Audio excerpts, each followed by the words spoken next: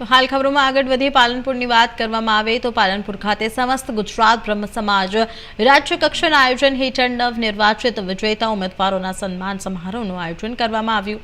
આ પ્રસંગે બનાસકાંઠા જિલ્લા પંચાયત, તાલુકા પંચાયત અને નગરપાલિકાની ચૂંટણીમાં વિજયી બનેલા ભૂદેવુનું સન્માન કરવામાં આવ્યું।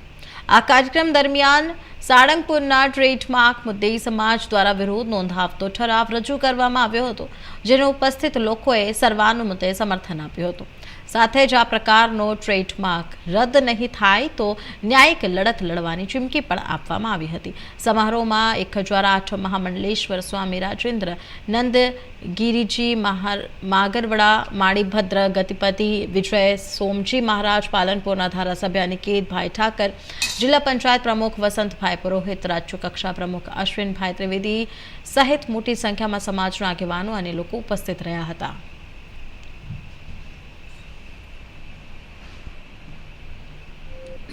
સારંગપુર ખાતે જે સ્વામિનારાયણ મંદિરે હનુમાનજીના પ્રતિકૃતિ છે એના અને સારંગપુરના ટ્રસ્ટને આ રીતે જે ટ્રેડમાર્કમાં લીધેલું છે અને એમનું વ્યાપારીકરણ કરેલું છે એને હનુમાનજી એક અનાદિકાળથી હિન્દુ સંસ્કૃતિ, સંસ્કાર અને ધર્મના એક રક્ષક રહેલા છે, ઈષ્ટદેવ રહેલા છે અને દરેકના હૃદયસ્થ છે।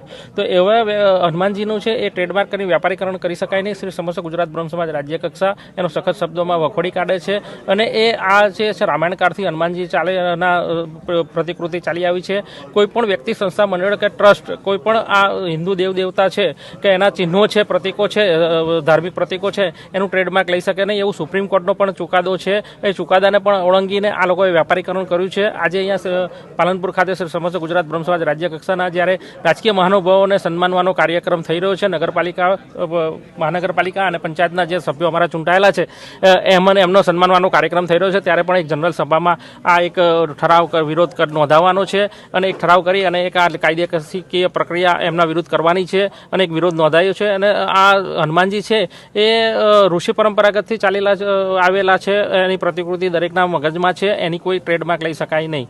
આ ટ્રેડમાર્ક પરત ખેંચવાની માંગ કરવામાં આવશે, જો માંગ નહીં સ્વીકારાય તો આગામી દિવસોની શું રણનીતિ છે? આગામી દિવસોમાં અમે અમારી લીગલ કમિટી છે, યજ્ઞેશભાઈ દવેને અમારા બધા જે મુખ્ય છે કમિટીમાં દિનેશભાઈ રાવલ છે કે અમારા ગિરીશભાઈ ત્રિવેદી છે, અહીંયા ભાઈ ભરતભાઈ વ્યાસના બધા છે, તો એની કમિટી એક બનાવી અને અમે એક કાયદેકીય કાર્યવાહી કરીશું ને આ ટ્રેડમાર્ક રદ કરવા માટેની અપીલ કરીશું।